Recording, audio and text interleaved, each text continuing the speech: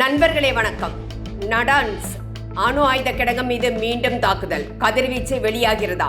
செலவே இல்லாமல் போர் செய்யும் அமெரிக்கா, ஈரான் எல்லையில் குவிந்து வரும் அமெரிக்க கடற்படை. காதிர் நீர்மூழ்கி கப்பல் என்ற பிரம்மாண்டம், ஈரானின் அதிபயங்கர திட்டம் என்ன? அமெரிக்கா மீளுமா? பார்க்கலாம் இந்த வீடியோவில்.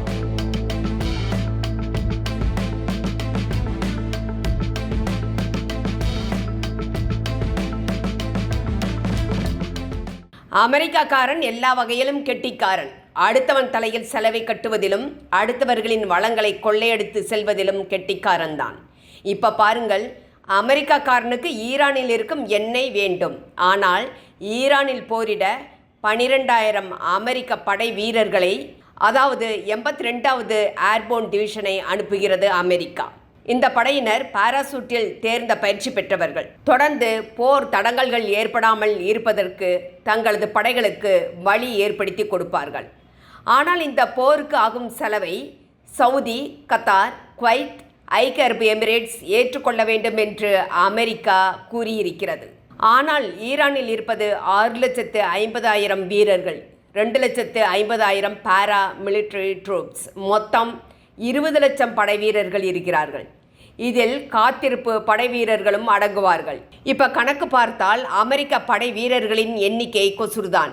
எதுக்கு இது அனுப்பாமலேயே இருக்கலாமே என்ற கேள்விதான் எழுகிறது. இந்த நிலையில்தான் ஆப்ரஹாம் லிங்கன் கப்பலை தாக்கிவிட்டோம், ஃபோர்டு கப்பலை தாக்கிவிட்டோம் என்ற குண்டை ஈரான் தூக்கி போடுகிறது. அதன் லாண்ட்ரி செக்ஷன் வேலை செய்யவில்லை, தீப்பிடித்து விட்டது என்ற செய்தியும் வெளியாகி இருக்கிறது. எப்படி என்றால், ஈரானின் காதிர் மிசைல்ஸ் அமெரிக்காவின் கப்பலை தாக்கியிருக்கிறது. இதனால் ஆப்ரஹாம் லிங்கன் அரபிக்கடல் பகுதியில் தனது இடத்தை மாற்றிக்கொண்டுள்ளது. இந்த காதிர் மிசைல்ஸ் குறித்து தனியாக சிறிய வீடியோ ஒன்றை வெளியிடுகிறேன், அதையும் பார்க்கவும். அதே சமயம் 12,000 அமெரிக்க கடற்படை வீரர்கள் ஈரானுக்கு அருகே நகர்ந்து கொண்டு இருக்கிறார்கள் என்ற செய்தியும் வெளியாகி இருக்கிறது. மறுபக்கம் மீண்டும் ஈரானின் அணு ஆயுத கிடங்குகளான நடான்ஸ், புஷர், ஃபர்ஹான்ஸ் மீது அமெரிக்கா, இஸ்ரேல் தாக்குதல் நடத்தியிருக்கின்றன. நடான்ஸ் நுழைவு வாயில் சேதமாகி இருப்பதாக தகவல்கள் கூறுகின்றன. ஆனால் கதிர்வீச்சு வெளியாகவில்லை என்று IAEA தெரிவித்துள்ளது. இந்த நிலையில்தான் சரக்கு கப்பல்களுக்கிடையே போர் கப்பல்களும் ஹோமோஸ் நீரிணை பகுதியில் மையம் கொண்டுள்ளன.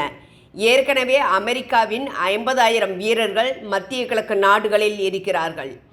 இன்னும் அமெரிக்காவின் 82வது டிவிஷன் கடற்படை வீரர்களுக்கு உத்தரவு வழங்கப்படவில்லை. ஆனால் இவர்கள் எல்லையில் குழுமி இருக்கிறார்கள்.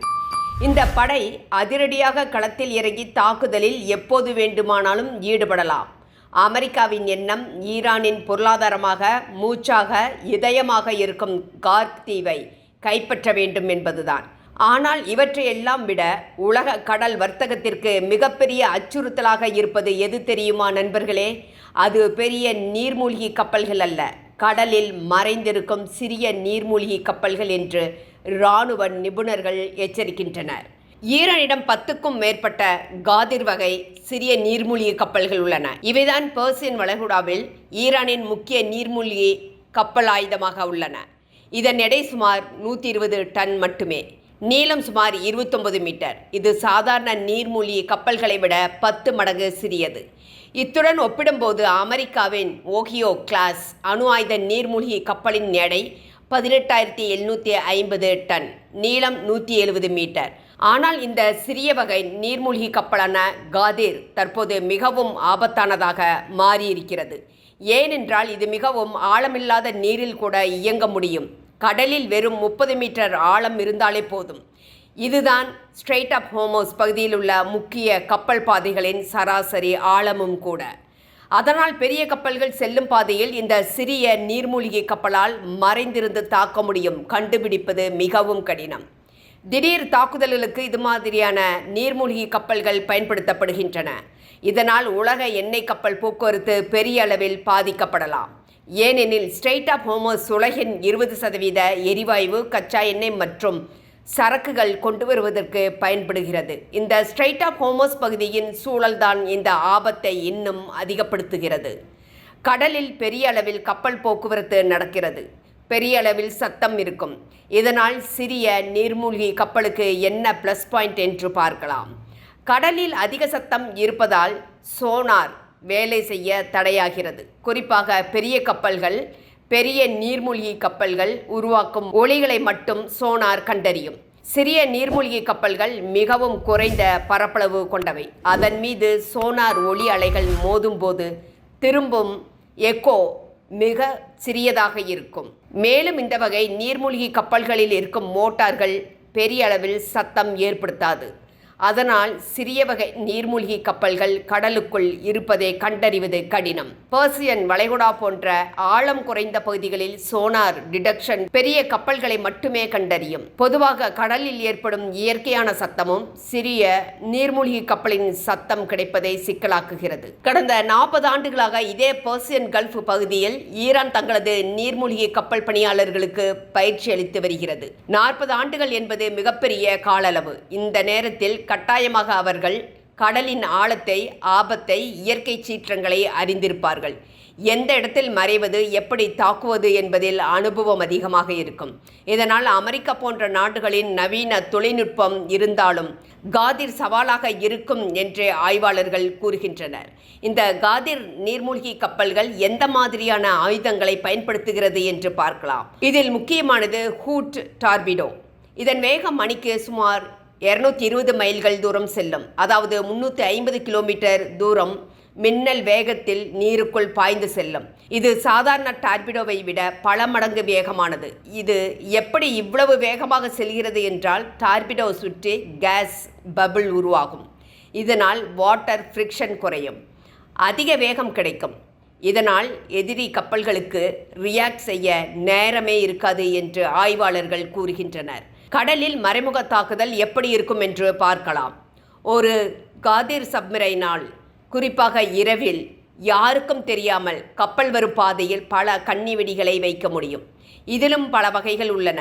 அவை என்ன என்று பார்க்கலாம். கான்டாக்ட் மைன், கப்பல் நேரடியாக தொடும்போது வெடிக்கும். மேக்னெட்டிக் மைன், கப்பலின் வெளிப்புறத்தில் இருக்கும் மெட்டலை தொடும்போது வெடிக்கும். அகஸ்டிக் மைன் என்பது கப்பல்கள் அல்லது நீர்மூழ்கி கப்பல்கள் உருவாக்கும் சத்தத்தை கண்டறியும். அந்த சத்தம் குறிப்பிட்ட அளவை கடக்கும்போது இந்த மாதிரியான கன்னிவெடிகள் தானாக வெடிக்கும். ப்ரெஷர் மைன், கப்பல் மேலே செல்லும் போது அழுத்த மாற்றத்தை கண்டறிந்து வெடிக்கும்.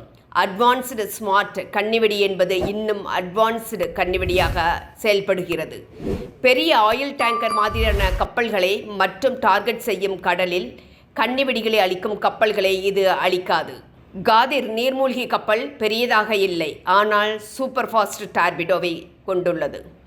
இன்விசிபிள் மைன் வார்ஃபேர், அதாவது இந்த வகை கன்னிவெடிகள் கண்ணுக்கு தெரியாது, ரேடாருக்கும் இவை தெரியாது. ஸ்டெல்த் நைட் ஆபரேஷன்ஸ், எதிரிக்கு தெரியாமல் மறைந்திருந்து இரவில் தாக்குதல் செய்வதாகும்.